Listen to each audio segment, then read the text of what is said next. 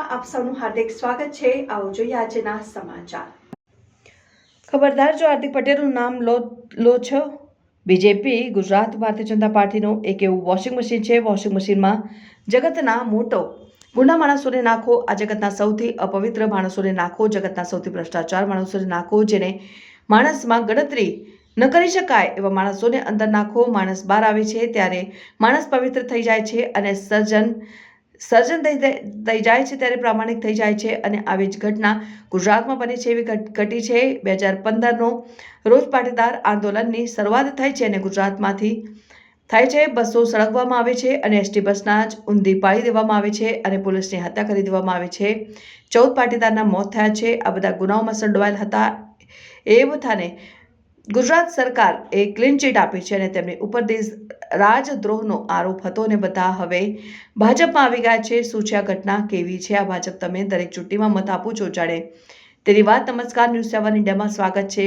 હું છું તમારો પરમાર ભગીરથસિંહ। આપણે એક ચશ્મા પહેરી લીધા છે કે ચશ્મા એવા છે કે ઘોડાને ડાબલા બાંધી દેવામાં બસ ઘોડો સામે જોયા કરે, આસપાસનું દેખાય નહીં, તેવી સ્થિતિ આપણી છે। ભારતને આપણે અધિકાર આપ્યો છે અને આપણે મત આપીને નેતા ચૂંટીએ છીએ, સરકાર ચૂંટીએ છીએ। પછી સરકાર કે જે નેતાએ આપણને ચૂંટીએ ત્યારે સવાલ પૂછે છે કે અધિકાર પણ કોલસાઈ આપી છે અને આપણે ભૂલી ગયા છે। 5 વર્ષ આપણો નેતા, આપણી સરકાર આપણને મૂર્ખ બનાવતી રહી છે અને સત્તા આપણે કેવા રહેવાનું કે ભારત માતા કી જય અને વંદે માતરમ દેશભક્તિના ઇન્જેક્શન આ સરકાર આપે છે। ઘટના એવી છે કે 2015 ગુજરાતની અંદર પાટીદાર આંદોલન ચાલુ હોય।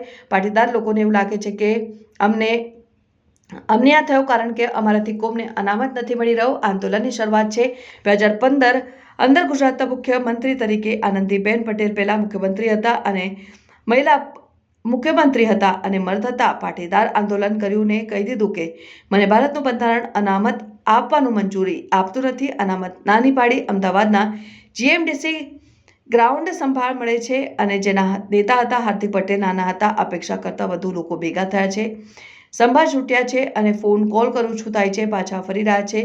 આંદોલન કર્યું, બસોને સળગાવે છે, ટોલ બોધ તોડી નાખે છે, ટ્રેનને ઉથલપાથલ કરવાનો પ્રયાસ કરે છે, પોલીસ પર પથ્થરમારો કરે છે અને પોલીસના વાહનો પર પથ્થરમારો થાય છે, પોલીસની હત્યા થાય છે, પોલીસ ગોળીબાર થાય છે અને 14 પાટીદારના મોત થયા છે। અને 14ના મોતની જો લોકો પાટીદારની વાત કરી રહ્યા છે તો એ બધા આજે ભાજપમાં છે કારણ કે તેમને ભાન થઈ ગયું છે કે તેમની સામે રાજદ્રોહનો ગુનો લખ્યો છે।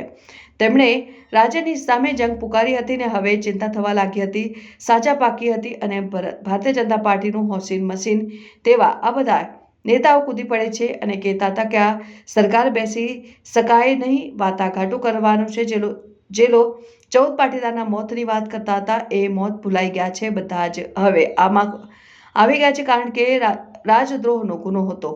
સરકાર સાથે સોદાબાજી થાય છે, ધારાસભ્યની ટિકિટ મળે છે, ધારાસભ્યને સજા થાય છે। સરકાર હવે પાટીદાર નેતાઓને આપેલું વચન પાળે છે। પાટીદાર સામે લાગેલા રાજદ્રોહનો ગુનો પાછો ખેંચવામાં આવે છે અને નેતા પવિત્ર થઈ ગયો છે। હાર્દિક નામનો આ એક ગ્રહ કોંગ્રેસમાં હતો, તે નહીં જાય તેવો હતો। હાર્દિકને ડર હતો કે જો કોંગ્રેસમાં રહ્યા તો સાબરમતી જેલનો પ્રવાસ પાકો છે, બંને જરૂરી છે અને બંને ભેગા થાય છે।